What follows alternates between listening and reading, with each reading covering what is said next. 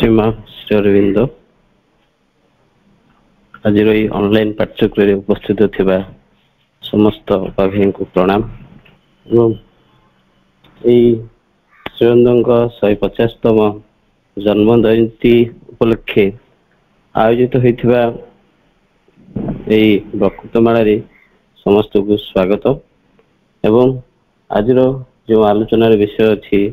श्रीअरविंद विवर्तन यही आलोचना विषय को आम प्रवेश करने पूर्व मु गीता आपा जगन्नाथ प्रसाद गीता आपा को अनुरोध करी एक मातृवंदन गान तुम्हें अखिलर तुम्हें निखिलर तुम्हें अमृत आशा सकलर तुम्हें अखिलर तुम्हें निखिलर तुम्हें अमृत आशा सकलर तुम्हें जीवन वेदर ओंकार तुम्हें सृजन वीणार झंकार तुम्हें जीवन वेदर ओंकार तुम्हें सृजन वीणार झंकार तुम्हें संगीत सुर सकलर तुम्हें संगीत सुर सकलर तुम्हें अखिलर तुम्हें निखिलर तुम्हें अखिलर तुम्हें निखिलर तुम्हें अमृत आशा सकलर तुम्हें हृदय वीणार मूर्छना तुम्हें देव मानवर अर्चना तुम्हें हृदय वीणार मूर्छना तुम्हें देव मानवर अर्चना तुम्हें सबुज सकल सुनीलर तुम्हें अखिलर तुम्हें निखिलर तुम्हें अमृत आशा सकलर तुम्हें मुक्तिर महासंगीत तुम्हें आलोक पथर इंगित तुम्हें मुक्तिर महासंगीत तुम्हें आलोक पथर इंगित तुम्हें स्वप्न को मुद कमलर तुम्हें स्वप्न को मुद कमलर तुम्हें अखिलर तुम्हें निखिलर तुम्हें अखिलर तुम्हें निखिलर तुम्हें अमृत आशा सकलर तुम्हें महामिलनर उल्लास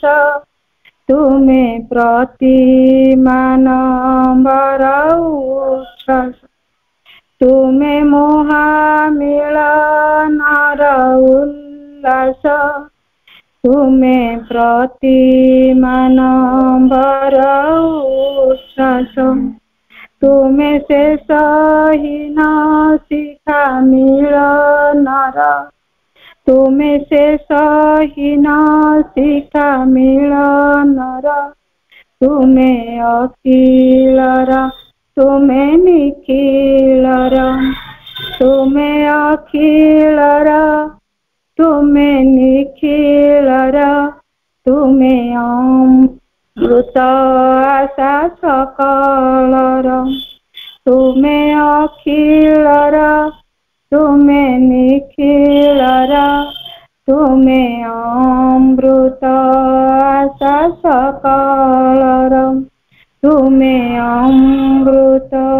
आशा सकल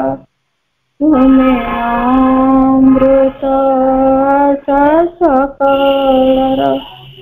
ଶ୍ରୀ ଅରବିନ୍ଦ ବିବର୍ତ୍ତନ। ଆଧୁନିକ ବିଜ୍ଞାନ ବିବର୍ତ୍ତନର କେବଳ ବାହ୍ୟ ରୂପକୁ ଦେଖିଥାଏ। ଯଦି ଆଧୁନିକ ବିଜ୍ଞାନକୁ ଆମେ ଅନୁଧ୍ୟାନ କରିବା ତାହେଲେ ଆଧୁନିକ ବିଜ୍ଞାନ ବିବର୍ତ୍ତନ ଉପରେ ଅନେକ ତଥ୍ୟ ସବୁ ଦେଇଛି, କିନ୍ତୁ ଏହି ଅନେକ ଗୁଡ଼ିଏ ତଥ୍ୟ ମଧ୍ୟରୁ ଚାର୍ଲସ ଡାରୱିନଙ୍କ ଯେଉଁ ତଥ୍ୟଟି ଅଛି ସେହି ତଥ୍ୟ ଅନୁସାରେ ଯେ evolution happens by natural selection, natural ଅନୁସାରେ ବିବର୍ତ୍ତନଟି ଘଟେ। ଯେପରି ଗୋଟିଏ ପ୍ୟାରେଣ୍ଟସ୍ ରୁ ଅଫସ୍ପ୍ରିଙ୍ଗ କୁ ଯାଏ, ମାନେ ଅଭିଭାବକ ଯେତେବେଳେ ଗୋଟେ ସନ୍ତାନ ସୃଷ୍ଟି କରନ୍ତି ସେତେବେଳେ ଅଭିଭାବକ ମାନଙ୍କର କିଛି ଜିନ୍ ମୋଡିଫାଇଡ୍ ହେଇକି ସନ୍ତାନ ମାନଙ୍କୁ ଯାଏ ଏବଂ ସେଇଠି ସନ୍ତାନର ଜିନ୍ ରେ କିଛି ମୋଡିଫିକେସନ ଆସେ ଏବଂ ପରବର୍ତ୍ତୀ ଅବସ୍ଥାରେ ଏପରି ଏକ ନୂତନ ଜୀବ ସୃଷ୍ଟି ହେବାରେ ସହାୟକ ହୁଏ। ତେଣୁ ବିବର୍ତ୍ତନ କେତେବେଳେ ହୋଇଥାଏ ନା ଯେତେବେଳେ କିଛି ପରିବେଶ ସହିତ କୌଣସି ଜୀବ ତାକୁ ଖାପ ଖୁଆଇ ପାରେ ନାହିଁ, ସେତେବେଳେ ଏଦର ସେ ଧ୍ୱଂସ ପାଇଯାଏ କିମ୍ବା ଗୋଟେ ନୂତନ ଜୀବ ସୃଷ୍ଟି ହୁଏ। ଏସବୁ କଥା ଆମର ହିନ୍ଦୁ ଶାସ୍ତ୍ର ବା ହିନ୍ଦୁ ଧର୍ମ ଅନୁସାରେ ମଧ୍ୟ ଦଶାବତାର ଯୋଉ ଅଛି ସେଥିରେ ମଧ୍ୟ ବର୍ଣ୍ଣନା କରାଯାଇଛି। ଯେପରି ମତ୍ସ୍ୟ ଅବତାରରେ କେବଳ ଜଳ ଭିତରେ ମାନେ ଜୀବ ସୃଷ୍ଟି ହେଲା। ତାପରେ କଚ୍ଛପ ଅବତାର ସେ ଉଭୟ ଜାଗାରେ ରହିପାରିଲା, କଇଁଛ ଯେ ଜଳରେ ଆଉ ସ୍ଥଳରେ। ତାପରେ ବାରହା ଅବତାର ଆସିଲା, ବାରହା ଅବତାରରେ ସେ କେବଳ ସ୍ଥଳ ଭାଗରେ ରହିଲା। ତାପରେ ପଶୁ ଆଉ ମଣିଷର ଅବତାର ନେଇ ଆସିଲେ ନୃସିଂହ ଅବତାର। ତାପରେ ଛୋଟ ଛୋଟ ମଣିଷ ଆସିଲେ ବାମନ ଅବତାର। ତାପରେ ପରଶୁରାମ, ଶ୍ରୀରାମ, ଶ୍ରୀକୃଷ୍ଣ, ବୁଦ୍ଧ ଆଉ ଶେଷରେ କଳ୍କୀ ଅବତାର। ଏସବୁ ମଧ୍ୟ ବିବର୍ତ୍ତନର ମାନେ ଆମ ହିନ୍ଦୁ ଶାସ୍ତ୍ର ଅନୁସାରେ ବିବର୍ତ୍ତନକୁ ମଧ୍ୟ ସୂଚନା ଦିଏ। କିନ୍ତୁ ଯେତେବେଳେ ଆମେ ଶ୍ରୀଅରବିନ୍ଦଙ୍କ କଥା ଦେଖିବା, ଶ୍ରୀଅରବିନ୍ଦ କହୁଛନ୍ତି ଯେ ବିବର୍ତ୍ତନ ଯୋଉ ହଉଛି ଯେ ଜଳ ପ୍ରଥମେ ପୃଥିବୀ ପୃଷ୍ଠରେ ଜଳ ଦେଖାଗଲେ, ତାପରେ ଉଦ୍ଭିଦ ପରେ ପ୍ରାଣୀ ଜଗତ ପରେ ମନୁଷ୍ୟ ଯୋଉ ଆସିଛି ଏ ମନୁଷ୍ୟ ବିବର୍ତ୍ତନର ଶେଷ ଅବସ୍ଥା ନୁହେଁ। ଶ୍ରୀଅରବିନ୍ଦ କହୁଛନ୍ତି ମଣିଷ ଏକ ମଧ୍ୟବର୍ତ୍ତୀ କାଳୀନ ଜୀବ ଏବଂ ମଣିଷ ପରେ ଅତିମାନବ ଆସିବେ। ଆଉ ଏଇ ଯୋଉ ଅତିମାନବ ବା ଏଇ ଯୋଉ ବିବର୍ତ୍ତନ ଚାଲିଛି, ଶ୍ରୀଅରବିନ୍ଦ ଆଉ ଗୋଟେ କଥା ମଧ୍ୟ କହୁଛନ୍ତି। ଶ୍ରୀଅରବିନ୍ଦ କହୁଛନ୍ତି ଯେ ନିବର୍ତ୍ତନ କଥା ମଧ୍ୟ କହୁଛନ୍ତି। ଭଗବାନ ଏଇ ଜଗତକୁ ସୃଷ୍ଟି କରିବା ପାଇଁ ବା ଜଗତରେ ଜଗତ ସୃଷ୍ଟିରେ ଆନନ୍ଦିତ ହେବା ପାଇଁ ନିଜେ ନିଶ୍ଚେତନା ଭିତରେ ବୁଡ଼ିଗଲେ ଏବଂ ସେଇଠୁ ସେ ଜଡ଼, ଉଦ୍ଭିଦ, ପ୍ରାଣୀ ଏବଂ ମନୁଷ୍ୟ ଶେଷରେ ଅତିମାନବ ଆଡ଼କୁ ଯିବେ। ତାହେଲେ ଶ୍ରୀଅରବିନ୍ଦଙ୍କ ଯୋଉ ବିବର୍ତ୍ତନ କଥା କହୁଛନ୍ତି ଯେ ବିଜ୍ଞାନ ଯାହା କହେ ଯେ ରୂପର ପରିବର୍ତ୍ତନ କଥା, ବିବର୍ତ୍ତନ କଥା କହେ, ରୂପ ପରିବର୍ତ୍ତନ ହୁଏ, ଜୀବ ଗୋଟେ ରୂପରୁ ଆଉ ଗୋଟେ ରୂପ ହେଇଗଲା। ଯେପରି କହିପାରିବା ଆମେ ବେଙ୍ଗ ଫୁଲାରୁ ଗୋଟେ ବେଙ୍ଗ ସୃଷ୍ଟି ହେଲା। ଶ୍ରୀଅରବିନ୍ଦ କହୁଛନ୍ତି ଯେ ଚେତନାର ପ୍ରଥମେ ବିବର୍ତ୍ତନ ଘଟେ, ତାପରେ ରୂପର ବିବର୍ତ୍ତନଟି ଆସେ। ଶ୍ରୀଅରବିନ୍ଦ କହିଛନ୍ତି consciousness plays the most significant role in every step of evolution. Evolution is the manifestation of consciousness. এই ବିଷୟରେ ସମ୍ପୂର୍ଣ୍ଣ ବା ଗଭୀର ଭାବରେ ଆଲୋଚନା କରିବା ପାଇଁ ଆମର ଲିଙ୍ଗରାଜ ଭାଇ ଅଛନ୍ତି ଭୁବନେଶ୍ୱର। ମୁଁ ଭାଇଙ୍କୁ ଅନୁରୋଧ କରିବି ସେ ତାଙ୍କର ଆଲୋଚନା ରଖିବେ। ଶ୍ରୀମା ଶ୍ରୀ ଅରବିନ୍ଦ ଆଜିର এই ଅନଲାଇନ ପାଠଚକ୍ରରେ ଉପସ୍ଥିତ ଥିବା ସମସ୍ତ କର୍ମକର୍ତ୍ତା, ଆୟୋଜକ ଏବଂ ତତ୍ସହିତ ସମସ୍ତ ଭାଇ ଭଉଣୀ ମାନଙ୍କୁ ମୋର ଅନ୍ତର୍ଭରା ପ୍ରଣାମ। ବିଷୟବସ୍ତୁ ଆପଣମାନେ ଜାଣିଛନ୍ତି, ପ୍ରାକ୍ ସୂଚନା ସନ୍ତୋଷ ଭାଇ ଦେଇସାରିଛନ୍ତି। ବର୍ତ୍ତମାନ ଆମେ ଆଲୋଚନା କରିବା ଯେ ବିବର୍ତ୍ତନଟି କ'ଣ ଏବଂ ଏଥିରେ ଶ୍ରୀ ଅରବିନ୍ଦଙ୍କର ଭୂମିକା କ'ଣ। ମା ଶ୍ରୀ ଅରବିନ୍ଦ ବିବର୍ତ୍ତନ ଧାରାର ପ୍ରତି ସ୍ତରରେ ନିଜେ ଉପସ୍ଥିତ ରହି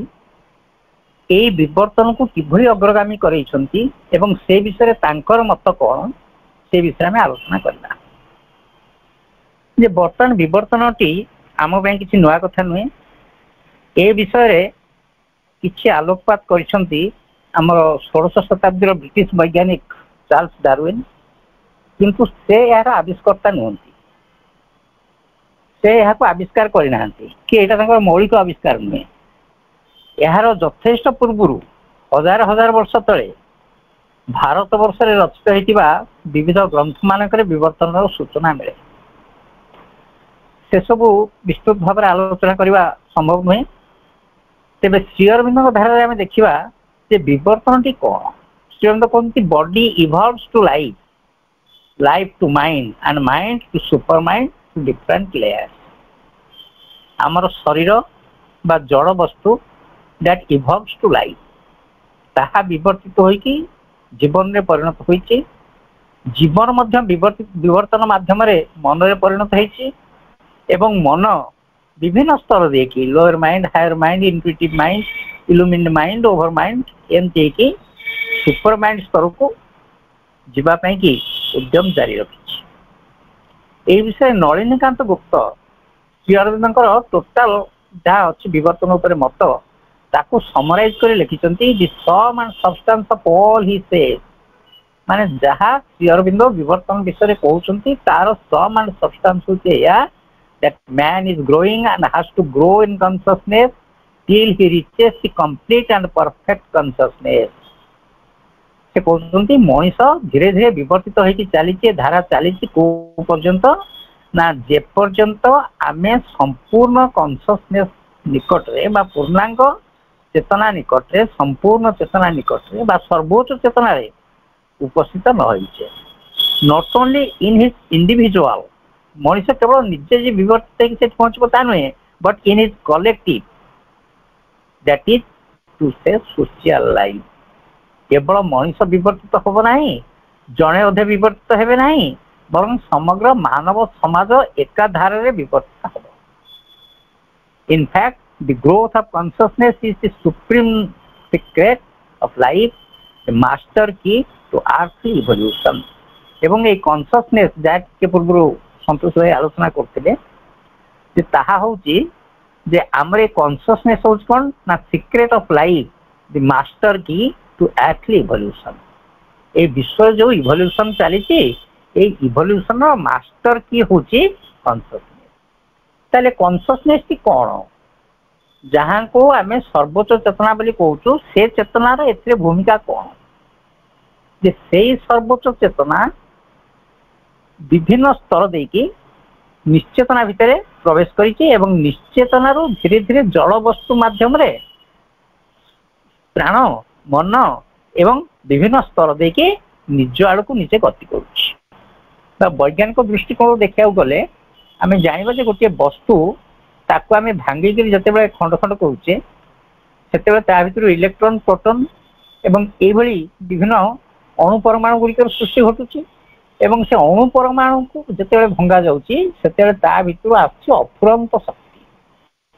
प्रचंड शक्तिर उत्स होती अणु एवं परमाणु गुड़िक। तार अणु परमाणु को धारण करछि किए ना इलेक्ट्रॉन प्रोटॉन इत्यादि एवं ताकू धारण करछि किए ना जड़ वस्तु। ता अर्थ एठी गोटे शक्ति निजे निज को जड़ वस्तु रे रूपांतरित करिछि एवं सेई जड़ वस्तु खंड खंड करी भांगिले ताहा पुनर्बार सेठी जाउछि। तेणु विवर्तन को बुझा पूर्व आमको जीवा पड़ो निवर्तन पाखक जे व्हाट इज डिवोल्यूशन एवं डिवोल्यूशन पूर्व आम देखा आउ गोटे स्टेज अच्छी से इनवल्यूशन। इनवल्यूशन अर्थ कई जने निज को निजे यही धारा इनवल्व कर विज्ञान कहते ये हूँ सर्वोच्च शक्ति। भारत वर्ष आम जो मैंने भारतीय संस्कृति की फॉलो करुचु आम जानूँ ये हूँ सर्वोच्च चेतना विशिष्ट परमेश्वर। से जहाँ हो ना कहीं दि सुपर नेचुरल फोर्स भी हो पारे, विज्ञान भी कहे super natural force is there एवं ए सुपर नेचुरल फोर्स निजे निज को डिवोल्यूशन माध्यम बा निवर्तन माध्यम धीरे धीरे धीरे धीरे जड़ वस्तु आड़ को नहीं आसे। अति सुंदर भाव में बुझाऊँच जे धीरे धीरे से चेतनाटी जहाँकि अत्यंत सूक्ष्माति सूक्ष्म स्तर में थिला ताहा धीरे धीरे घनीभूत होगी गोटे गोटे स्टेज अतिक्रम करके जड़ वस्तु परिणत है। किमिति ना से प्रथम हेले आकाश से निजे आकाश रे परिणत होइछन्ति एवं आकाश हमको किंचित दृश्यमान होउछि आमे देखि पारुछे जानि पारुछे किंतु ताको अन्य कोनसी पर आमे अनुभव करि पारु ना आमे जोठी रहिछु हमरी चतुर्पार्श्व रे आकाश अछि अर्थात आकाश भितर आमे बसवास करछे किंतु आकाश तले आमे दूर को चाहुछे एवं देखौछे नीलरंगर से गुटे आचरण एवं से आकाश परे परे से निजको शक्ति रूपांतरित करछन्ति एवं आउ टिके से अनुभव्य होइछन्ति हमर इंद्रिय माध्यम रे शक्ति के आमे विभिन्न स्तर रे अनुभव करि विद्युत झटका जो माने पाइथिबे से माने जानिथिबे शक्तिर महत्व केते शक्तिर करामती केते एवं से पुणी निजे निजको पवन रे रूपांतरित करछन्ति पवन अछि केही देखै परिबे नाही कि केही जणै परिबे नाही कि ताको वर्णना करि परिबे नाही किंतु तार अस्तित्व को मध्य केही अस्वीकार करि परिबे नाही काहे के ना से क्रमशः निजको निजे धीरे धीरे जड़ वस्तु आड़ को आणुछन्ति सूक्ष्माति सूक्ष्म स्तर रु से क्रमशः घनीभूत होउछन्ति एवं धीरे धीरे धीरे धीरे आम बोधगम्यता भितर को आछन्ति आम इंद्रिय भितर को इंद्रियानुभूति भितर को आछन्ति एवं जेते बेले पवन रु जलर सृष्टि हेछि सेते से आउ टिके अधिका भाव रे विजिबल हेछन्ति आउ टिके अधिका घनीभूत हेछन्ति से गोटे सत्ता विज्ञान जहा को कहूची जे वस्तु भांगी देले शक्ति आम यदि उल्टाटा देखा ताले शक्ति की धीरे धीरे धीरे धीरे संगठित कर से वस्तु हम तार शक्ति निजको निजे संगठित करके बर्तमान वस्तु आड़ को मैटर आड़ को आणुछि एवं तापरे जलटा को जते आम अनुभव करछे ताको छुई पारुछे देखि पारुछे किंतु तार गंध तार रूप तार रस तार स्वाद ए विषय किछि सूचना पाउने पानीर बास्ना केमिति पानीर स्वाद केमिति जे संगे जो जिनस मिसे दे से हला लुण मिसे दे से लुणिया पानी हे गला चीनी मिसे देले मीठा पानी हे गला तादरे पिता जिनस किछि मिसे देले से पानी पिता लागिवो तेणु पानीर निज स्वाद किछि नाही जो स्वाद ता सहित आम युक्त करबा से सब युक्त होइके आसी एवं तापरे जते बेले मूर्तिका सृष्टि हला बा जड़ वस्तु सृष्टि हला सेठु विवर्तन धारा आरंभ हला सेते बेले से निजको निजे स्थूल भाव को नै आसले अर्थात ये जो जड़ वस्तु से निजको निजे रूपायित कले घनीभूत कि ताकू श्रीअरविंद कहते this is the process of devolution ये होची निवर्तन सूत्र एवं निवर्तन पर ठारू से धीरे धीरे निजको ऊर्ध्व को उठे चलिए एवं सेठी से कहते जे आम जो इवोल्यूशन अच्छी ताहा दुई प्रकार कौन ना गोटे हूँ शारीरिक इवोल्यूशन एवं गोटे हूँ आध्यात्मिक इवोल्यूशन शारीरिक माने कौन ना जो विकासटा आमको बाहर देखा जाउछि बाहर को लक्ष्य करके आमे देखि परिबा जे धीरे धीरे प्रजाति गुडी को केमति सृष्टि होउछन्ति ताले वर्तमान गोटे कथा मन को आसुछि जे जेते बेले विश्व जगत रे किछि नथिला केवल विश्व जड़ गुडी रहिथिले जो पांचटी जिंस क्षितिया तेज डोम मरु ता भितर जेते प्रथम जीवटर सृष्टि होतला से जीवटी आसिला को कौन सी वैज्ञानिक ता लैबोरेटरी तो सृष्टि करके बाहर को छाड़ देनी से जीवटी आसला को आमे जानिचु जे हाथी ठारो हाथीर शावक जन्म हुए एवं हाथीर वंश वृद्धि घटे किंतु प्रथम हाथीटी जते बेले विश्व को आसीथिबो से को सोर्स आसीथिबो अन्य कौन सी ग्रह रु आसी नहीं जो परम चेतना निजे निजको घनीभूत करके धीरे धीरे जड़ रे परिणत होइछन्ति सेही परम चेतना से जड़ भितर अवस्थान करिसन्ति एवं से जड़ भितरु से जीवनर रूप धारण करी आगु को अग्रसर कर एवं प्रथम जीवटी जब सृष्टि होती जहाँ को आम जेली बेली कहूँ से निजे होती से जेली जेली हवापाई कि जो जिनस दरकार जो मंजी दरकार एवं जो परिवेश दरकार से निजे निज को मंजी रूपायित करिसन्ति एवं निजे निज को परिवेश रे रूपायित करके निज भितर निजर उन्मेष घटे तापर धीरे धीरे जिते विभिन्न प्रजातिर जीव माने आसचंती से परम चेतना जीव माध्यम रे बा जेकोसी बीर्य माध्यम रे जेकोसी विभूति माध्यम रे निजे निजको ता सहित संपृक्त करके निजे निजर सृष्टि करिसंती अर्थात से निजे हेचंती हाथी से निजे हेचंती ठेकुआ से निजे हेचंती बाघ से निजे हेचंती विविध वृक्षराजी एवं सेठू तांकर यात्रा आगु को चली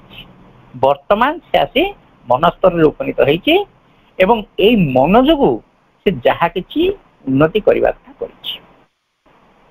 ए मन ही मनीष को प्राणी ठारू अलग कर देखी। कि श्री अरविंद कहते जहाँ भाई बर्तमान कहते से गोटे मध्यवर्ती कालीन सत्ता। श्री अरविंद कहते an uneasy compromise between beast and God. Man बर्तमान गोटे अनइजी कंप्रोमाइज स्टेज अच्छी। अर्थ से पशुत्व को छाड़ी सारी किंतु पशुत्व ता भीतर संपूर्ण जाए ना। पशु मान जहाँ अच्छी आहार निद्रा भय मैथुन से सब मनीष भितर रही। मनीष देवतार स्तर को जावाई चेष्टा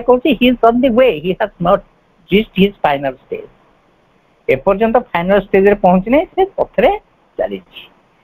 आउ गोटे कथा एक विज्ञान कही ना एक डार्विन कही ना कि एक कौन सी शास्त्र मानक ना एक माँ कहते धीरे धीरे मनीष निजर जड़ता को त्याग करी विवर्तन माध्यम जड़ वस्तुटी धीरे धीरे अधिक रु अधिक सूक्ष्म स्तर को आसवा लगी। जमती आम देखिले या पूर्व आलोचना होता से परम चेतना धीरे धीरे घनीभूत अवस्था को आसी आसी आसी आसी जड़ में परिणत होती। से जड़ बर्तमान ठीक से मध्यम आसी आसी आसी आसी बर्तमान मनीष परिणत हो। जिते जड़ वस्तुटी थिला तार शारीरिक शक्ति अफुरंत। अर्थात पहाड़ गोटे देखु कि मूर्तिका देखु कि जल देखु एम शारीरिक शक्ति हूँ प्रबल एवं जितेबाला जीवटी सृष्टि होते शारीरिक शक्ति क्रमशः दुर्बल हो गला एवं प्राण जातीय जो सूक्ष्म जिनसटी आसला से सम्मुख आसगला। केमती ना प्राणी मान शरीर जड़ वस्तुर शरीर तुलन में एत शक्तिशाली नुहे। गोटे पहाड़ एवं गोटे हाथी या भर तुलना कर हाथी निश्चित भाव में शारीरिक दृष्टि कमजोर हो पारे किंतु तार सूक्ष्माति सूक्ष्म स्तर से पहाड़ सब यथेष आगे से चाहिए गोटे क्विक मुवमेंट कर दे पार दौड़ी चली जापर किंतु पहाड़ जापर ना। जड़ वस्तुर शरीर उपर विशेष गुरुत्व किंतु प्राणी मानकर प्राण उपरको आसला गुरुत्व एवं जितेबाला प्राणी मनुष्यर सृष्टि है से आउ टिके जड़भूत स्तर रु आउ टिके सूक्ष्माति सूक्ष्म स्तर को आसला। अर्थात से है मनर अधिकारी जो मनटा कि प्राणी मान पाखे रखला। प्राणी मान जो शारीरिक शक्ति थिला ताहा थिला अफुरंत ताहा थिला प्रचंड। बर्तमान देखा गोटे मनीषर शक्ति गोटे हाथीर शक्ति। प्राणी शक्ति दृष्टि देखा गले हाथी निश्चय मनीष ठारू आगे अच्छी। से जी परिश्रम कर बोझ हो पार कौन मनीष कर गोटे घोड़ा कि गोटे हरिण जिते तीव्र गति दौड़ी पार मनीष से दौड़ी पार ना। माकड़ जो क्षिप्रता नहीं गोटे गछ उपर उठी जापर कौन मनीष एत क्षिप्रतार सहित उठी पार ना कारण मनीष भितर से प्राणिक शक्ति आस्ते आस्ते अन्य गोटे स्तर को चली आस हूँ मन। से मन मध्यम जहाँ करदेव प्राण मध्यम प्राणी मैंने ताहा करें ना कहीं प्राणटा हूँ मन ठारू अधिक घनीभूत अवस्था बा मन हूँ प्राण ठारू आहरी सूक्ष्माति सूक्ष्म अवस्था। वर्तमान प्राण जिते आसी जाइए प्राण बल मनीष जहाँ उन्नति करने कथा कर गुंफा जुगर आसिक वर्तमान इंटरनेट जुगे से पहुंचे। बहु प्रकार वैज्ञानिक आविष्कार मान सब करा उद्भावन होते गुड़े जिनस एवं नुआ नुआ जिनस आसी 300-400 वर्ष तले पूर्व किसी नाला पूर्व गतिधारा जहाँ था से खूब धीर स्तर में आसाला गोटे पारंपरिक रीति से गड़ी आसला। 10,000 वर्ष तले मनीष जहाँ था 5,000 वर्ष तले से अवस्था था 1,000 वर्ष तले से अवस्था 500 वर्ष तले से अवस्था था टिके टिके सामान्य परिवर्तन होता किंतु यही 200-300 वर्ष धरिकी तार अवस्था द्रुत गति परिवर्तन मान आसी। ये हूँ मनर करामती एवं मन ताकू ए स्तर को आनी किंतु मन केते गुड़े समस्या सृष्टि कर देइछे जार समाधान एपर्यंत से मन पाखु आशा करवा वृथा। बर्तमान जहाँ सब पृथ्वी घटुची जहाँ जमी हूँ ये सब हूँ कौन आम रास्ता चौड़ा करवा गाड़ी मोटर संख्या बढ़ रास्ता निश्चित भाव चौड़ा हम परिवेश उपरे तार प्रभाव पड़ो परिवेश प्रदूषित हम। बर्तमान आम देखा जे विश्व वायुमंडल में बर्तमान विषाक्त जिनस तीव्र मात्रा बढ़ी जाए सब कहीं हूँ यार कारण कहारी पाखे ना कि श्री अरविंद कहते यहाँ हूँ गोटे इभल्यूशनरी क्राइसिस जिते मनीष इभल्यूशन आड़ को गति कर इभल्यूशन को आधार करके आगू चली ये क्राइसिस सब बाटरे देखादेवा निहाती स्वाभाविक एवं जिते बड़े मनीष यही क्राइसिस उपरू बा एई क्राइसिस रु रक्षा पाइबा पे कि कोनसी उपाय पाई नाही बर्तमान सुधा कारी पाखे से उपाय नहीं कई कहि परिबे नै कोनसी वैज्ञानिक कोनते कहि परिबे नै जे केमिति आमे एथरु उद्धार पाइबा केमिति एथरु आमे मुक्ति लाभ करबा एई समय श्री अरविंद कहउछंती जे बेले बेले डिवाइन एथिरे हस्तक्षेप कर एवं एई जो विवर्तनर धारा को तीव्रतर करबा पई कि से निजे निजको विश्ववक्ष को नहीं आछंती जहाँकि महा श्री अरविंद निजे संपन्न करिसंती एठु आमे देखिबा जे श्री अरविंदकर विवर्तन सहित संपृक्ति केमिति पृथ्वीर अवस्था बर्तमान जहाँ हेलानी एथिरे जदि गोटे माने डिवाइन इंटरवेंशन न आथा बा गोटे दिव्य हस्तक्षेप न होई थांता ताहले ए विश्व बर्तमान जो अवस्था अच्छी आहरी भयंकर अवस्था को सामना करि थांता अच्छा डिवाइन आसिक एथिरे हस्तक्षेप करबा फल कौन है ना धीरे धीरे विश्व तार लक्ष्य आड़ को गति करी चली धीरे धीरे चेतनार परिवर्तन घटुची बर्तमान वैज्ञानिक मान भाषा में देखा जे बर्तमान मनुष्य जो जीन अच्छी से जीन 80% संपर्क रही प्राग ऐतिहासिक युगर मानव मान सहित अर्थात से जीन सहित आमर 80% जीन परफेक्टली मैच कर आउ जो 20% जीन रहा गोटे अजना स्रोत अर्थात एपर्यंत डिटेक्ट करा कौटू आसी तार उत्तर कहारी पाखे ना कि श्री अरविंद कहते we are the sons of God and must be even as he आम हूँ ईश्वर संतान एवं निश्चित भाव में स्वरूप आम धारण करूँ धीरे धीरे मनुष्य से स्वरूप धारण कर अर्थात ये जो 20% जीन रही से जीन टी मनुष्य हासिल कर 10,000 वर्ष भितर ऊर्ध्वस्तर से जीन आसतु एबे से जीन आहरी क्षिप्रतर हम आहरी मनुष्य निजक निजे प्राग ऐतिहासिक जुगर मनुष्य सब दूरे आणिके एक नूतन जुगर पदार्पण कर से नूतन जुगर सूत्रपात करने माँ एवं श्री अरविंद ए विश्व को एठी जो चेतनायत्र अवतरण कथा कहुचे जाचे जो अतिमान चेतनार अवतरण घटव से सर्वोच्च चेतना जो विश्ववक्ष को आसब से रूपांतर कार्य को त्वरान्वित कर समस्त जाचे प्रपति विभिन्न भाषण में विभिन्न जगह सब कथा कहते तेरे से ऐतिहासिक दिन टी आसी 1956 मसीहा फेब्रुआरी मास 29 तारिख में जिते बड़े माँ ये अतिमानस चेतना को विश्व चेतना सहित संयुक्त कर जहाँ को आम गोल्डन डे हिसाब से पालन कर स्वर्ण दिवस हिसाब से पालन कर ऐतिहासिक घटनाटी घटवा पृथ्वी जहाँ जमी बर्तमान घटी चली ये सब हूँ इतिहास कथा आम आखि आगे घटुची बर्तमान अफगानिस्तान जहाँ हूँ इराक जहाँ हूँ सीरिया जहाँ हूँ आर्जेंटीना जहाँ हूँ विभिन्न स्थान जहाँ सब घटुची ये सब हूँ तार आउटकम ता अर्थ निश्चित भाव में दीपटी लिभिबा पूर्वर आहरी लेंसका विस्तार करके जली उठुची तेज उठुची अर्थात ये जो विरोधी शक्ति गुड़िक रही से माने संपूर्ण निष्प्रभ हवा समय आसीगलानी तार प्राकसूत्र आम मैंने देखुचु जे से माने निश्चिन्न हबार किछि पूर्वर टिके तीव्र भाव में जली उठुछन माँ कहते the dawn is the darkest before day breaks दिन आरंभ हबार अव्यवहित पूर्व जो अंधकार टी थाए जहाँ को आम कहूँ सूचीभेद्य अंधकार पाहांती पहर अंधकार जोटा से सूचीभेद्य होता है अर्थात राति अधरे दूर गोटे लोकटे ठिया हो जन चेष्टा कले देखी पार जापर से लोक अवस्था कौन अच्छी जापर टी गभीर भाव से देखे किंतु तार पूर्व मुहूर्त किसी क्षण कि अंधकारटा एत तीव्र हो उठे जे निज पाखे ठिया गोटे लोकटी देखिपारूना एवं ठीक तापर सिंदूर फाटी जाए तापर पूर्वाकाश सूर्य उदित हमें बर्तमान विश्व ठीक से अवस्था देखिए गति आम बर्तमान देखा गोटे छोटिया उदाहरण मध्यम जल विभिन्न अवस्था विषय आम जाचे जल कठिन अवस्था थाए एवं तापर तरल अवस्था को आसे एवं तापर गैसीय अवस्था को चली आसे अर्थात से गोटे जिनस तीनोटी रूप में विद्यमान थाए कई कार्य अलग नुहति गैस जल ठू अलग नुहे कि जल बरफ ठू अलग नुहे जो मध्यम बरफटी तरलिकी धीरे धीरे धीरे धीरे गैस परिणत हुए ठीक तार उल्टा बाटे गैस टी घनीभूत हो बरफ में परिणत हुए बर्तमान विवर्तन ठीक से भाई ये छोटिया उदाहरण आम बुझा इभल्यूशन केमी धीरे धीरे ଘନୀଭୂତ ହେଇକି ଜଡ଼ରେ ପରିଣତ ହେଲା ଏବଂ ଧୀରେ ଧୀରେ ଜଡ଼ରୁ କେମିତି ସେ ঊର୍ଧ୍ୱଗାମୀ ହଉଛି, ସୂକ୍ଷ୍ମାତି ସୂକ୍ଷ୍ମ ସ୍ତରକୁ ସେ ଯାଉଛି। ତାପରେ ଆଉ ଗୋଟିଏ କଥା ଯେ ମଣିଷକୁ ଗୋଟିଏ ଜିନିଷ ହୃଦୟଙ୍ଗମ କରିବାକୁ ପଡିବ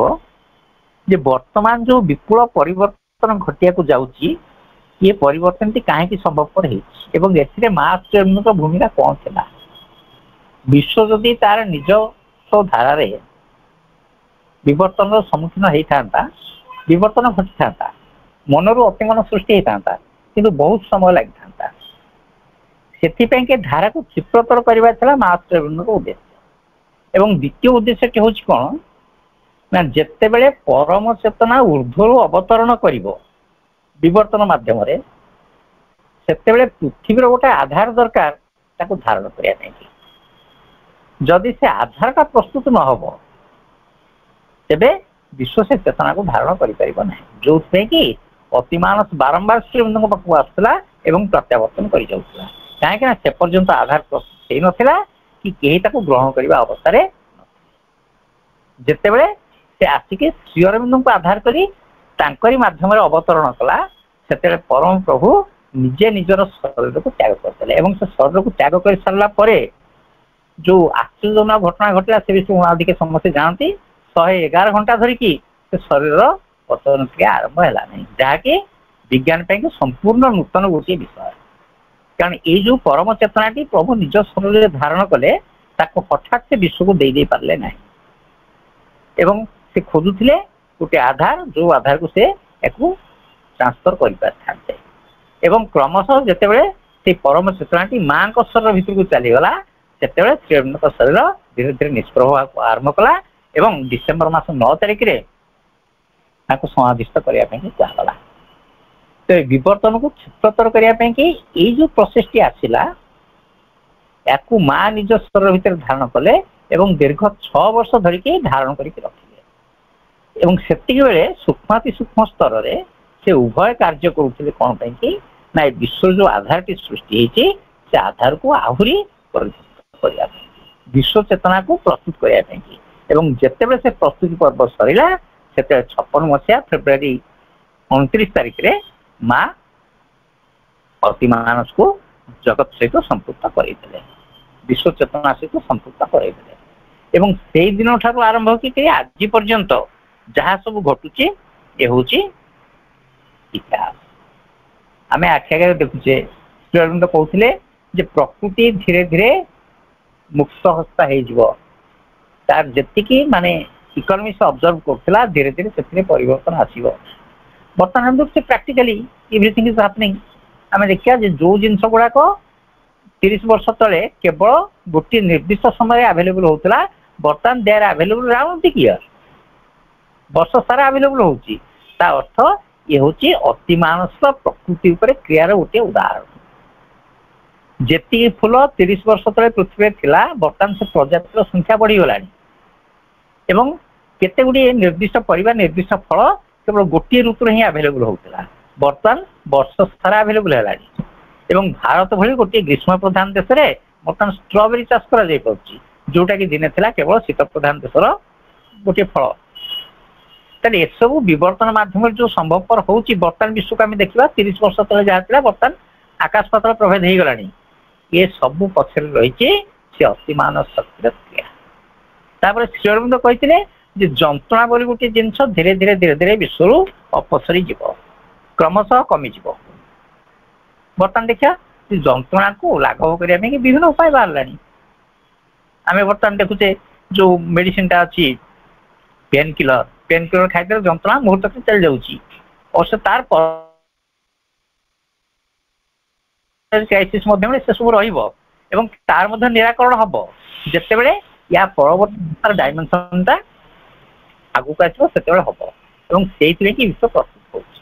ଆଡେ ଯେତିକି ଯେତିକି ଆମର ପ୍ରସ୍ତୁତି ପର୍ବ ଚାଲିଛି, ସେତିକି ସେତିକି ସମସ୍ୟାର ବୃଦ୍ଧି ଘଟୁଛି। କରୋନା ବୋଲିକି ଯୋଉ ରୋଗଟି, ତାହା ଆସିଲା ପରେ କେତେ ଗୁଡ଼ିଏ ନୂତନ ଦିଗନ୍ତ ଆମ ଆଗରେ ଖୋଲି ଦେଇଗଲା। ଆମର ଶାରୀରିକ ଶକ୍ତିକି ପରିବର୍ଦ୍ଧିତ କରିଦେଇଛି, ଯୋଉଟା କହୁଛେ ଆଣ୍ଟିବଡି। ଆଣ୍ଟିବଡି ଅର୍ଥ ଏଇ ରୋଗଟି ଯଦି ଆଉ କେବେ ଆକ୍ରମଣ କରେ, ତାକୁ ସହ୍ୟ କରିବା ପାଇଁ ଶରୀର ଭିତରେ ଶକ୍ତି ସୃଷ୍ଟି ହେଇଯାଇଛି एटा केवल मो शरीर नुहे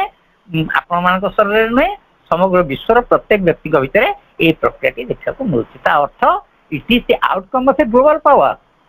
जमीती गोटे वैश्विक शक्ति अच्छी विश्वस्तरीय शक्ति अच्छी जो शक्ति एसबू कर अर्थ जिते गोटे समस्या आसूची से विश्वस्तरीय समस्या को समाधान करने से विश्वस्तरीय शक्ति कार्य करुचे एवं तार प्रतिकार से बाहर कर माध्यम we are moving towards the fourth dimension अर्थात आमर चतुर्थ विभाग टी को धीरे धीरे आम सियाड़ को अग्रसर हो चतुर्थ विभाग टी कौन ना उपनिषद भाषा ताहा होची विज्ञानमय चेतना आम जड़ वस्तु कहवा ये होची अन्नमय कोश तापर आसला प्राणमय कोश ये होची उपनिषदीय भाषा श्री अरविंद ये सब जिन को आडमिट कर पांचटी कोशर उन्मोचन घटव एवं प्राणमय कोशर सृष्टि होती मनोमय कोशर आम आलोचना कले जे मन आमको कि प्रकार सुविधा देती को अवस्था में पहुंची आम मनीष आमर आकाश में उड़ार शक्ति ना कि आम उड़ू आम मनीष माछ भली पानी भितर बुड़ार शक्ति नहीं आम बुड़ू ताले एसबू केमिति आमर फिजिकल सामर्थ्य न थाई पारे किंतु मन आमको सामर्थ्य युक्त कर डिवाइस गुड़िया मन आमको आणिकी देछि जहाँ माध्यम आम एसबू करें एवं से मन पर आउ जो ऊर्ध्वस्तरीय कोषटी विकसित होगा जाऊँगी सेटा उपनिषद भाषा हूँ विज्ञानमय कोष एवं तापर अच्छे आनंदमय कोष एवं से कोष को अतिक्रम करगला जिते आम सब चित आनंद में पहुँचा से आम जाना जे एठू आम निष्पन्न होठू आम निवर्तन मध्यम निवर्तित होपर्यंत जदि मनीष को गोटे डिवॉल्व्ड गॉड बोली कहुए बा निवर्तित देवता बोली कहुए किसी अत्युक्ति हम ना कारण आम निवर्तन मध्यम जड़ चेतना को आसलु एवं धीरे धीरे से जड़ चेतना पुणी क्रमश उपरक उठी उठी विवर्तन मध्यम आम धीरे धीरे अग्रगामी ऊर्ध्वगति करुचु एवं तापर श्री अरविंद कहते श्री अरविंद काम से दीर्घ काल धरिकी यही महान सत्य को विश्व को आने की तपस्या कर राजनैतिक जीवन रू विदाय नहीं सारिकी जितेबाला से आध्यात्मिक जीवन को आसी कठोर तपस्या आरंभ होती घोषणा करछंती the supramental is a truth and its advent in the very nature of things is inevitable यह होची एक सत्य एवं ये सत्य को बर्तमान कौन करा जाउची ना it's advent in the very nature of things is inevitable एवं तार आगमन प्रत्येक जिनस भितर आम देखा पाइबा प्रत्येक जड़ वस्तु भितर देखा मिल प्रति स्तर में देखा मिल प्रति कोष देखा मिल प्रति अणुक्रमण भितर देखा मिल आमर अतिमान सत्य ज्योति एवं चेतना यारी फल विश्व विवर्तन धारा आम धीरे धीरे ऊर्ध्वगामी पहाच गुड़ी को आरोहण करने को सक्षम होगा ये चेतनार मूल रही आम जगत एवं ऊर्ध्वर जो चेतनाटी रही आम से चेतना पर्यंत जीवु अर्थात जगत को हेय मन करी नुहे जगत को अवहेला करी नुहे जहाँकि प्राचीन जोग मान से ऊर्ध्व को जावाई गोटे आकांक्षा रही है किंतु विश्व को से गुरुत्व दौन से इंडिविजुअल सब कहते आम ऊर्ध्व को उठू आम निजे ये अवस्था को अतिक्रम कर श्री अरविंद कहले जगत को लेकिन आमको सांगे जावाक पड़ो जगत को त्याग करके नुहे जगत में रही ए जगत को विवर्तित कराया पड़ो इवेन केते गुड़िए कथा गीता एवं अन्य शास्त्र जहाँ लिखा अच्छी श्री अरविंद से सब काटि उदाहरण स्वरूप से कहते श्रीकृष्ण होते स्वयं भगवान अवतार से विश्व को आसी किंतु गीतार गोटे जगह कहुई दुखालय अशाश्वत ये जगत हूँ दुखर आलय एवं अशाश्वत अर्थात दिव्यता सहित यार किसी संपर्क ना एक कहला द्वापर जुगे श्रीकृष्ण कहते महाभारत कहते तेरे विश्वर अवस्था जहाँ थिला विश्व भितर गोटे संभावना नथिला याकू दिव्यता प्रदान करने विश्व से पर्यंत प्रस्तुत हो नाला तेणु श्रीकृष्ण या व्यतीत अन्य किसी कहीपरि न था से अवस्था किंतु श्री अरविंद कहते जदि आम आमर अतीत को एत सुंदर करें ताले से अतीत को भित्ति कर गोटे सुंदरतर भविष्य कहीं आम निर्माण करें ना यहाँ गोटे लॉजिकल क्वेश्चन जे जदि आम मंदिर भित्ति आरंभ करके किसी बाट यही भाव अग्रसर कर पारे ତାହେଲେ ସେଇଠୁ ପୁଣି ଅଗ୍ରଗତି କରିକି ଚୂଳ ପାଖରେ ପହଞ୍ଚି ପାରିବା ନାହିଁ କାହିଁକି? ସେତେବେଳେ ଶ୍ରୀକୃଷ୍ଣ କାହିଁକି କହିଥିଲେ ଜଗତକୁ ଦୁଃଖାଳୟଂ ଅଶାଶ୍ୱତ ବୋଲି କହିଥିଲେ? ନା ତାର କାରଣ ହଉଛି ସେତେବେଳେ ଜଗତ ଶାଶ୍ୱତ ହବାର କୌଣସି ସମ୍ଭାବନା ନାହିଁ, କି ଜଗତ ଭିତରେ ଏମିତି କୌଣସି ଚେତନାର ସନ୍ଧାନ ମିଳିନଥିଲା ଯାହାକି ଜଗତକୁ ଶାଶ୍ୱତ କରିଦେଇ ପାରିଥାନ୍ତା। ସେଇଥିପାଇଁ କି ଶ୍ରୀ ଅରବିନ୍ଦ ଏ ଜଗତକୁ ଆସିଲେ ଏବଂ ସେ କହିଲେ ପୃଥିବୀ ଭିତରେ ସେ ସମ୍ଭାବନାଟି ଅଛି। ମା କହିଲେ ଏ ବିଶ୍ୱ ନିଶ୍ଚିତ ଭାବରେ ବିବର୍ତ୍ତିତ ହେଇପାରିବ ଏବଂ ହେବ ମଧ୍ୟ।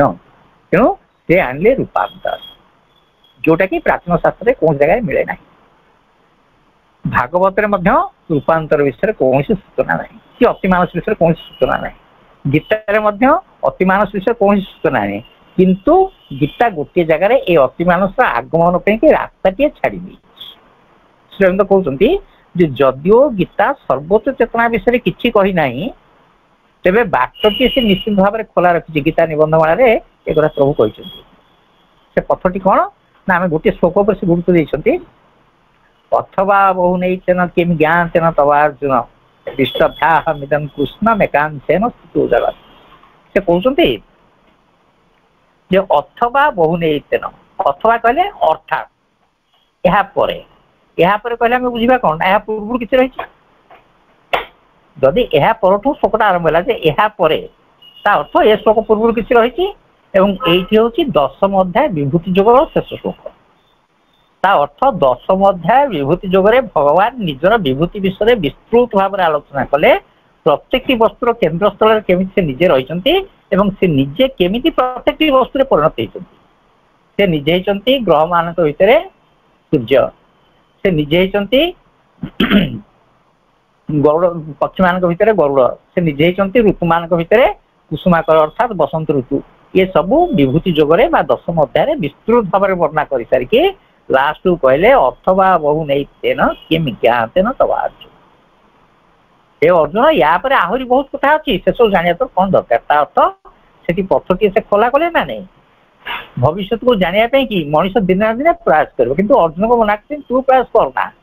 କିମ୍ ଜ୍ଞାତେନ ତବ ଅର୍ଥାତ୍ ତୋର ଜାଣିବାରେ କଣ ଆବଶ୍ୟକତା ଅଛି? କାରଣ ତୁ ବର୍ତ୍ତମାନ ଯୋଉ ସ୍ତରରେ ରହିଛୁ ସେ ସ୍ତରରେ ଏକୁ ଜାଣିକି କିଛି ଲାଭ ହବ ନାହିଁ। ଏବଂ ଅର୍ଜୁନ ପ୍ରାକ୍ଟିକାଲି ସେଟା ମଧ୍ୟ ଦେଖିଦେଇଛି। ଯେତେବେଳେ ବିଶ୍ୱରୂପ ଦର୍ଶନ କଲେ ସେ ଭଗବାନଙ୍କ ଅତି ଆକୁଳ କଣ୍ଠରେ ନିବେଦନ କଲେ ଯେ ପ୍ରଭୁ ଯାହା ତ କେହି ଦେଖିପାରିନଥିଲେ ମୁଁ ଦେଖିଲି, କିନ୍ତୁ ଏ ରୂପଟିକୁ ଆପଣ ସଂହାର କରିନିଅନ୍ତୁ। ଏଇଟା ଭବିଷ୍ୟତ ନେଇକି ରହିଲା। ବର୍ତ୍ତମାନ ମୋ ଭିତରେ ସେତିକି ପ୍ରସ୍ତୁତି ଆସିନାହିଁ ଯେ ମୁଁ ଏ ରୂପଟିକୁ ଦେଖି ସମ୍ଭାଳି ପାରିବି, ଏଣୁ ଆପଣ ଏ ରୂପ ପ୍ରତ୍ୟାଖ୍ୟାନ କରନ୍ତୁ। ସେ ଭବିଷ୍ୟତରେ ନିଶ୍ଚିତ ଭାବରେ ସେ ରୂପଟି ଆସିବ। ଭବିଷ୍ୟତ ନେଇକି ବାଟଟିଏ ଖୋଲା ରହିଲା, ଗୀତା ବାଟଟିଏ ଖୋଲା ରଖିଦେଲା, କିନ୍ତୁ ସେ ପଥ ଦେଇକି କୋଉ ଚେତନାଟି ଆସିବ ସେ ବିଷୟରେ ଗୀତା କିଛି କହିନାହିଁ। କାରଣ କହିବାର ଆବଶ୍ୟକତା ନଥିଲା। ଆବଶ୍ୟକତା ନଥିଲା ଏଇଥିପାଇଁ କି ଯେ ମଣିଷ ସେତେବେଳେ ପ୍ରସ୍ତୁତ ହେଇନଥିଲା। ଏବଂ ତାପରେ ମା କେତେ ଗୁଡିଏ ବାଣୀରେ ଏ ସତ୍ୟର ଆଗମନକୁ ଆମ ଆଗରେ ଉପସ୍ଥାପିତ କରିଛନ୍ତି। 1965 ମସିହା ନବବର୍ଷରେ ସେ ଗୋଟିଏ ବାଣୀ ଦେଇଥିଲେ, salute to the advent of the truth. ସତ୍ୟର ଆଗମନକୁ ଆମେ ପ୍ରଣାମ ଜଣାଉଛୁ, ସତ୍ୟର ଆଗମନୀକି ଆମେ ପ୍ରଣାମ ଜଣାଉଛୁ। ଅର୍ଥାତ୍ ସେ ତାଙ୍କ ମାନେ ଭିଜନ ବଳରେ ଦେଖିପାରିଥିଲେ ଯେ ସତ୍ୟ ଧୀରେ ଧୀରେ ଆଗମନ କରୁଛି। ଆମେ ଦେଖିପାରୁନୁ କାହିଁକି ନା ଆମେ ସେ ପର୍ଯ୍ୟନ୍ତ ସେ ବାଟ ପର୍ଯ୍ୟନ୍ତ ପ୍ରସ୍ତୁତ ହେଇନାହୁଁ। କିନ୍ତୁ ଦିନ ଆସିବ ଯେତେବେଳେ ଏହାକୁ ନିହାତି ଅନିଚ୍ଛୁକ ବ୍ୟକ୍ତିଟିଏ ମଧ୍ୟ ଦେଖିବାର ସୁଯୋଗ ପାଇବ। ସେ କହୁଛନ୍ତି ଯେ ଏହା ଏଭଳି ସତ୍ୟ ଯାହାର ସୂଚନା ହୁଏତ ବର୍ତ୍ତମାନ ମିଳିନପାରେ, କିନ୍ତୁ ଦିନ ଆସିବ ନିଶ୍ଚିତ ଭାବରେ ସମସ୍ତେ ଏହାକୁ ଦେଖିପାରିବେ। ସେ କହୁଛନ୍ତି a new world based on truth and refusing the old slavery of falsehood wants to take back. ଯେ ବର୍ତ୍ତମାନ ଗୋଟିଏ ନୂତନ ଜଗତ ସୃଷ୍ଟି ହେବାକୁ ଯାଉଛି ଯାହାକି ପୂର୍ବବର୍ତ୍ତୀ ଫଲସହୁଡର ସ୍ଲେଭରିକି ରିଫ୍ୟୁଜ କରିକି ଚାଲିଛି। ଅର୍ଥାତ୍ ପୂର୍ବବର୍ତ୍ତୀ ଫଲସହୁଡ ଦ୍ୱାରା ଜଗତ ଯୋଉ ଶାସିତ ହଉଥିଲା ତାର ଶାସନକୁ ସେ ପ୍ରତ୍ୟାଖ୍ୟାନ କରିକି ଚାଲିଛି। In all countries there are people who know it at least feel it. କେତେକ ଲୋକ ଏ ବିଷୟରେ ଜାଣନ୍ତି ଏବଂ ଏହାକୁ ଅନୁଭବ ମଧ୍ୟ କରନ୍ତି। ବର୍ତ୍ତମାନ ଆମେ ଦେଖିବା ଯେ ବର୍ତ୍ତମାନ ସେଇ ଶକ୍ତି ଯୋଉ ଫଲସହୁଡ ଯାହାକି ବିଶ୍ୱକୁ ଏତେ ଦିନ ପର୍ଯ୍ୟନ୍ତ ନିଜର ଦାସତ୍ୱ ଭିତରେ ବାନ୍ଧିକି ରଖିଥିଲା, ସେଇ ଫଲସହୁଡର ଦିନ ସରି ଆସୁଛି ଏବଂ ସେଇଥିପାଇଁ ସେ କଣ କରୁଛି ନା ଡେସ୍ପରେଟଲି ନିଜକୁ ଜଗତରେ ପ୍ରତିଷ୍ଠା କରିବା ପାଇଁ ଚେଷ୍ଟା କରୁଛି। बर्तमान जो आम रिजल्ट देखा प्रतिदिन टीवी खोलला मात्रे खबर कागज खोलला मात्रे आम देखा तालिबान सब विस्तारित होती केमी से लोक अत्याचार कर लोक केमी से एयरपोर्ट को आसिक भिड़ जमाऊँ एपरिक जहाज खसी पड़ी मरिया श्रेय मन कर राज्य रहा चाहूना कहीं ना अतीत निजक निजे जोर जबरदस्त जाहिर करने चाहूँ से मध्ययुग अवस्था को लोक मान टाणी फेरी ना चाहूँगी कि लोक मैंने अनिच्छुक होती निश्चित भाव में हेबे कहीं से चाहूना फलसुड दास होकर रहा and wants to the truth wants to take birth तापर से कहते before dying falsehood rises in full swing बर्तमान जहाँ घटुची जे ताहा मरिबा पूर्व falsehood रो होची शेष उद्भाषण एवं से आहुरी तीव्र गति रे निजको गतिशील करूछ still people understand only the lesson of catastrophe किंतु दुखर कथा जे मनीष केवल विपर्जयर भाषा को ही बुझुची जो पर्यंत छाट न बाजी से पर्यंत गमन करना आम मान भितर से निश्चेतना एवं भी रही आम जानू सत्य आसो ए सत्य को ग्रहण करने तो अन्य किसी ना माँ अन्न गोटे बाणी कहते men countries continent the choice is imperative imperative means it is going to be enforced upon you तुम ऊपर नदी दि जाव तुम अन्न कौन चॉइस ना ये दुटा भर गोटे बाच कौन ना ट्रूथ और आवेल आगामी सत्य को स्वागत कर ना निम्नगामी होगा प्रस्तुत रसातलगामी होगा प्रस्तुत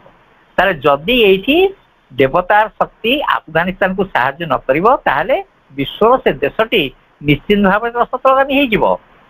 किंतु जहाँ जना पड़ी जे भगवान किसी भूमिका रही से निश्चय निज भूमिका को जाहिर करेंगे एवं यार गोटे सल्यूशन आसो से कहते जे will it have to come before they open their eyes to the truth माँ कहते यहाँ कौन निहाती दरकार तुम कौन सब खाली छाट खाई जा जिनसा रियलाइज कर ना तुम यहाँ नदी दे जाए बाध्य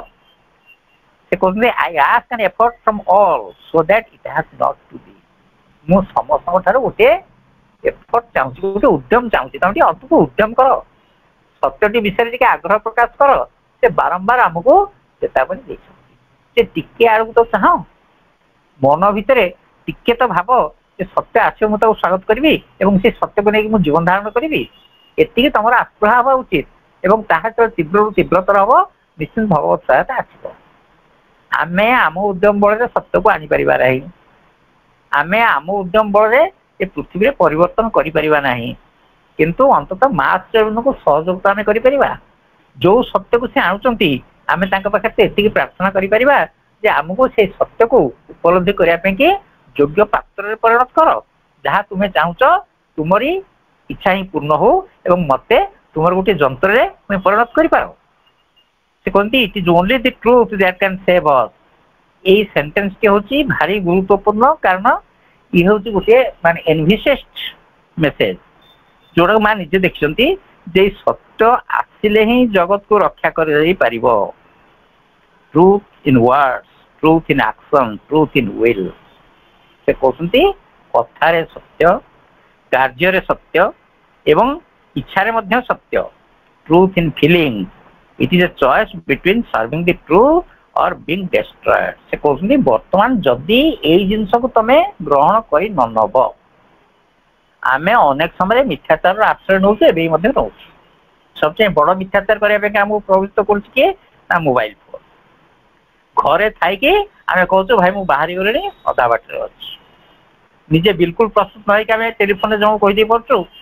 जे नहीं बर्तमान मोर प्रस्तुति सरीगला कि से पर्यंत आहरी किसी परसेंट प्रस्तुति बाकी रही अर्थात एभली जदि मिथ्याचार करें आम सत्यर आगमन की स्वागत करिया केमती तेणु चेष्टा करवा गोटे तो ओभरनाइट छाड़ी हम ना मिथ्या तो चल जाए सत्य हठात गोटे दिन में आसबनी कि अधघंटे आसबनी तेणु से बारंबार चेष्टा करवा उचित जेते दूर पारिबा मिथ्यार दासत्व फलसुडर दासत्व निजको मुक्त रखापी कि माँ श्रीरविंद पाखे प्रार्थना कर श्रीरविंद कहते केवल आश्रय ही कर and open thyself to the divine माँ प्रति निजको खोलीधर से हूँ तुम समर्पण कौन प्रकार दाबी रखना कौन प्रकार सत्य रखना माँ शक्ति तुम भीतर प्रवेश कर तुम भीतर से निजे कार्यकारी हम तुम जहाँ हवा चाहूच माँ निश्चित भाव में करदे प्रति पदक्षेप तुमको से ग्रहण करने पथ प्रदर्शन करेंगे एतिक अंत तुम निज तरफ कर कहते it is a choice between serving the truth और बीइंग डिस्ट्रॉयड सत्य को ग्रहण कर नचेत ध्वंस होगा प्रस्तुत हो तेणु आगामी विवर्तन जो दिग को सूचित करुच्ची से दिगटी निश्चित भाव में विश्व एक मंगलदायक दिग आम जदि कलेक्टिव मेडिटेशन माध्यम माँ को प्रार्थना करवा जे प्रक्रिया तीव्र तीव्रतर हो तेरे जोड़ी कथा आम आगे घटो जो मैंने अनविलिंग अच्छा they will have to face a catastrophe they will have to face a big problem बड़ असुविधार से सम्मुखीन हेबे एवं बाध्य होइके सत्य को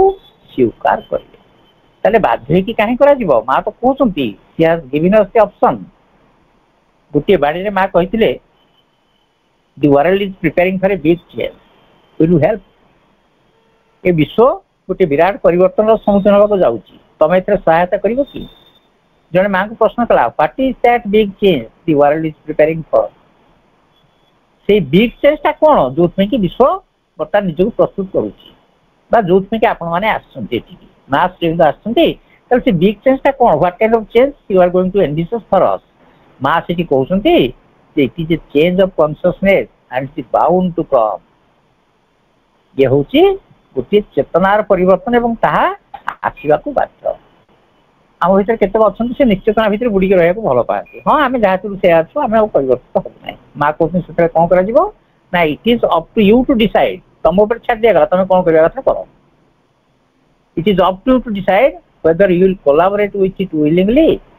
or it will be enforced upon you through the power of a crashing circumstance तमें भल सुना पिला भली या प्रति कोलाबोरेट करिवो सत्यर आगमन को सहायता करिवो ना भयंकर आघात पाइला पर सत्य ग्रहण करिवो तुम ऊपर निर्भर करे जदि जने भयंकर आघात पाइबा कि चेष्टा करिवो ठीक अछि ताको से बाटे छाड़ दिया जिवो एवं जदि कहीं कोलाबोरेट करिया चाहिए दि डोर इज ओपन ताले कोलाबोरेट करवा कहा माध्यम रे समर्पण माध्यम रे करि परिबा प्रत्याख्यान माध्यम रे करि परिबा आस्प्रहा माध्यम रे करि परिबा स्वयं तो कहउंती केवल खाली मां को भल पा एवं जे मां को ग्रहण करने से मो जोग करछि अर्थात ही बंदे राइट पा से मो स्कूल छात्र ता सब दायित्व मु नेबी केवल मां को भल पा अर्थात मां को निज भीतर कार्य करे को सुविधा दियो आम कौन सत्य सुविधा दौचे किसी परिमाण में परिवर्तन निश्चय घटुची मास्टर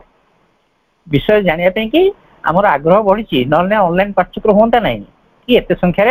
लोक मैंने आसते ना बर्तमान आम जाना पारे ओडिशार विभिन्न कोण कोण में सब प्रसारित होती केवल ओडिशा नुहे समग्र भारत वर्ष में समग्र जगत में सब प्रसारण घटो से माँ दिने कहते Odisha will lead and Bengal will follow ये जो क्रांति आरंभ होती ये क्रांति की ओडिशा नेतृत्व दब ओडिशार बर्तमान जिते जहाँ चली पछ से बेंगल में धारा आरंभ हो जाए शांति निकेतन जन बंगाली बंधु कहते ओडिशा तो यही दिगरे बहुत आगे अच्छी अर्थ ये ओडिशा ही समग्र जगत को प्रदर्शन कर परम प्रमुख जो स्वप्न भारत विश्वगुरु ताहा बर्तमान से आसन भारत बर्तमान ग्रहण करने जाऊँगी एवं प्रभुंर परम इच्छा निश्चय पूर्ण हम विवर्तन धारा अब्याहत माँ को इच्छा पूर्ण हो श्रीअरविंद इच्छा पूर्ण हो उपस्थित समस्त भाई भौन को आउ थे कृतज्ञता जन वक्तव्य बंद कर वंदे मातरम भाई को आलोचना रे सरलता अनुभव होता श्रीअरविंद विवर्तन रे श्रीअरविंद जोग दर्शन एवं से जोग साधन पहुँचबार उपाय से भितर रही भाई ताहाकू बहुत सुंदर भाव सरल भाव आलोचना कले भाई को अशेष अशेष कृतज्ञता एवं समस्त को